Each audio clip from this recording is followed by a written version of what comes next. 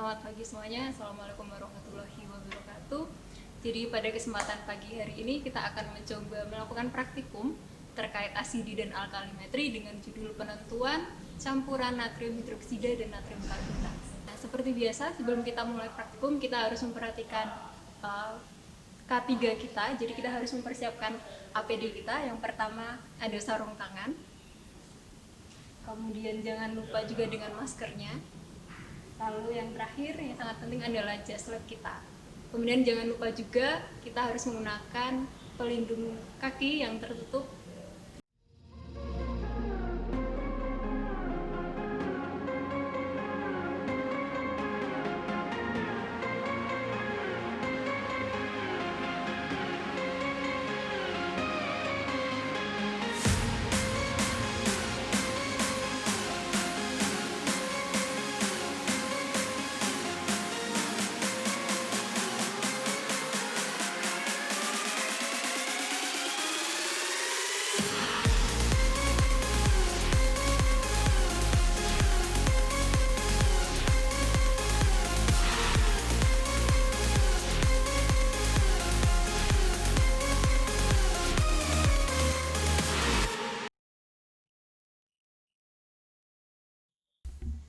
Oke, jadi kita sudah memakai APD yang lengkap seperti yang sudah dijelaskan di awal tadi, bahwa kita akan menentukan kandungan campuran NaOH dan Na2CO3. Jadi di sini pertama kita punya sampelnya NaOH dan Na2CO3.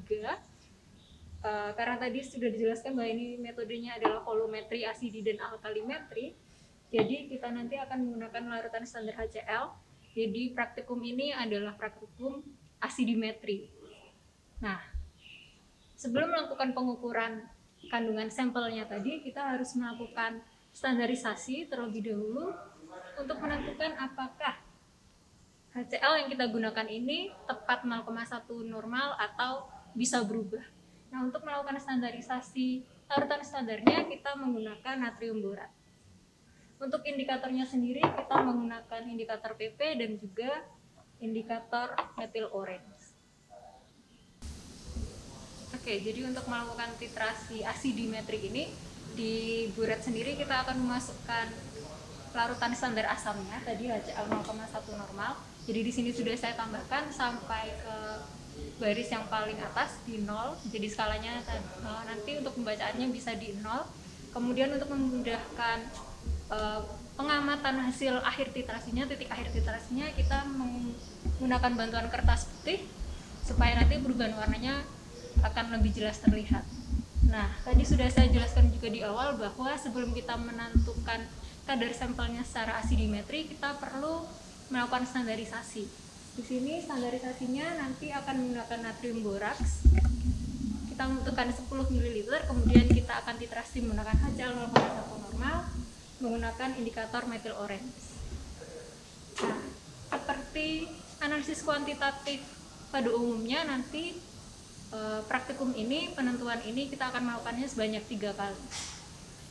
Oke, jadi untuk melakukan standarisasi larutan asam klorida 0,1N tadi, di sini kita perlukan larutan standar primer berupa natrium boraks 0,4 gram per 100 ml. Di sini sudah saya tuangkan ke dalam gelas beker seperti ini. Kemudian kita akan melakukan titrasinya secara 3 kali percobaan alias triplo. Nah, untuk mentransfer larutan tersebut dari gelas beker ke dalam Erlenmeyer yang sudah saya siapkan sebanyak 3 ini, saya memerlukan pipet gondok 10 ml dan juga ball pipet. Nah, untuk pemasangannya sendiri, yang pertama kita harus mempeskannya dulu dengan memencet tombol A di sini. Kemudian jika sudah, kita memasangkannya ke pipet gondok seperti ini. Nah, jika sudah, kita tinggal mengambil larutannya dengan cara memencet huruf S di sini yang artinya suction.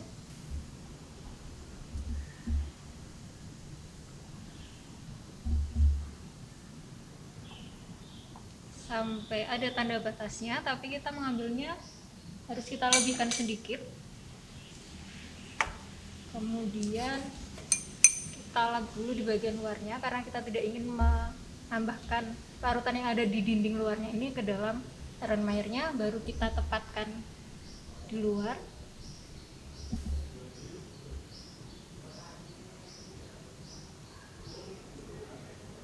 Nah, jika sudah, baru kita transfer ke dalam Erlenmeyernya. Di sini tepat di bagian meniskus tandanya dengan cara memencet tombol E. Nanti saya akan tunjukkan. Nah, ada sisanya di sini, kita tempelkan saja tanpa harus menghabiskan semuanya. Jadi memang secara alamiahnya memang harus ada sisanya seperti ini. Jadi untuk tombolnya sendiri yang untuk mengeluarkan larutan adalah E di sini. Untuk mengambil S, kemudian kita kalau sudah kita lakukan untuk ketiganya, dan nanti kita akan titrasi dengan menambahkan indikator MU. Oke, larutan standar primernya sudah siap. Kemudian sebelum titrasi kita memerlukan indikator guna menentukan titik akhir titrasinya. Di sini kita gunakan indikator methyl orange. Kita gunakan 2-3 tetes. Di sini saya akan menambahkan 3 tetes. Kemudian digocok. Warna awalnya akan seperti ini.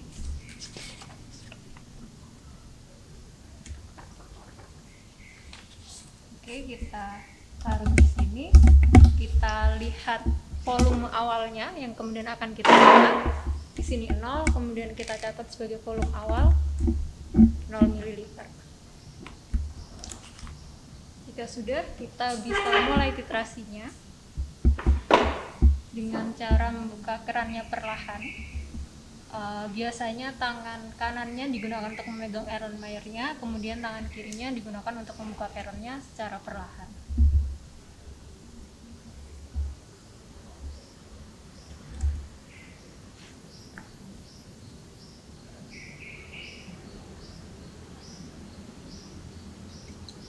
Sambil diteteskan, sambil digocok.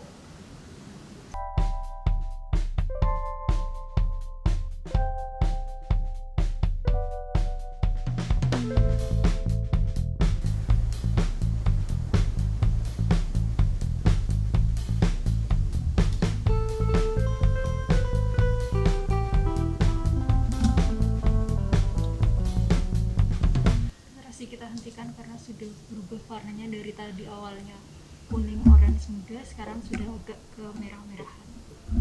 Kemudian kita catat volumenya dari 6,2 sampai 8,5, itu artinya volumenya sekitar 2,3.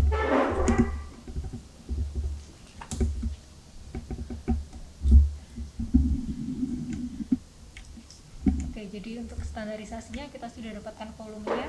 Tadi yang pertama 2,2, kemudian yang kedua kita dapatkan 2,1, kemudian yang terakhir kita dapatkan 2,3 ml. Oke, kita lanjutkan dengan titrasi penentuan sampelnya. Di sini sekali lagi saya tunjukkan bahwa sampelnya yang kita punya adalah campuran natrium hidroksida dan natrium karbonat.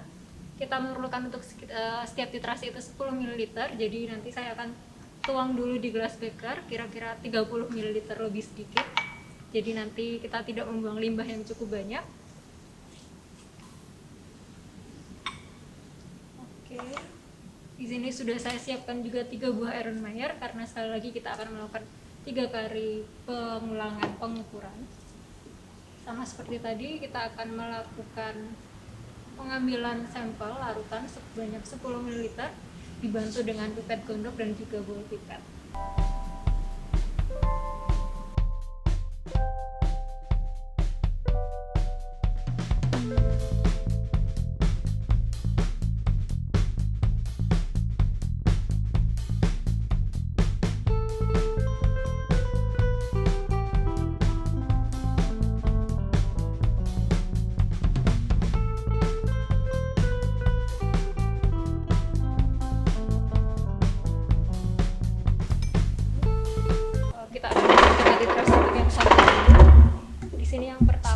Campuran kita akan menggunakan 2 indikator yang berbeda. Di tahap awal kita menggunakan indikator PP sebanyak 2 tetes.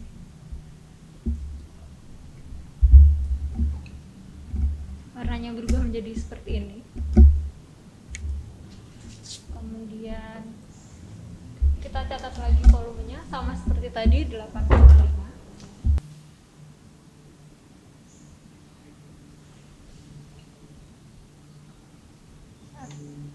Hampir hilang, masih ada sedikit warna pink seperti ini, sedikit sekali, dan ini sudah hilang. Kemudian kita tambahkan indikator MO.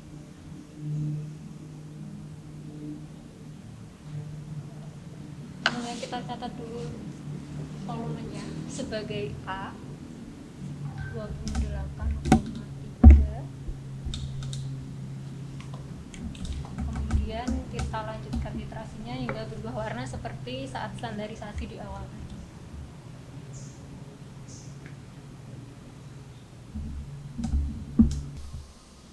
Oke, jadi ini larutan yang pertama. Sebelum kita titrasi, sampel ditambahkan dengan indikator PP. Kemudian kita titrasi hingga jadi tidak berwarna seperti ini. Dari warna yang pertama hingga menjadi tidak berwarna itu nanti kita catat sebagai volume 1, yaitu A mililiter. Kemudian setelah ini kita tambahkan indikator methyl orange, warnanya akan berubah menjadi seperti ini. Kita lanjutkan titrasi hingga berubah warna menjadi seperti ini. Kemudian dari yang awalnya kuning orange menjadi agak kemerahan ini kita catat sebagai volume 2 sebagai B mililiter. Oke, jadi di sini saya akan mencoba menjelaskan reaksi yang terjadi selama titrasi tadi. Kita punya campuran sampel NaOH dan juga Na2CO3 yang kita titrasi dengan larutan asam klorida.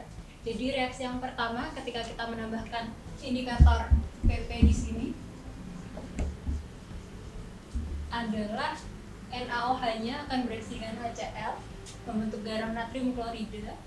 Kemudian Na2CO3-nya juga akan bereaksi dengan asam klorida membentuk natrium bikarbonat. Nah, ketika reaksinya telah berubah warna dari yang tadinya pink menjadi tidak berwarna, itu kita catat sebagai V1, tadi kita catat sebagai A mililiter. Setelah itu kita tambahkan indikator di sebelah sini berupa methyl orange. Reaksi pada tahapan yang kedua adalah reaksi lanjutan dari reaksi yang pertama, dari natrium bikarbonat bereaksi dengan HCl membentuk H2O, CO2 dan juga NaCl. Titik akhir titrasinya terjadi saat larutan berubah warna menjadi dari kuning menjadi merah. Dan volumenya adalah kita catat sebagai B mililiter tadi. Nah, dari sini terlihat bahwa nanti volume 1 itu akan lebih banyak dibanding dengan volume 2.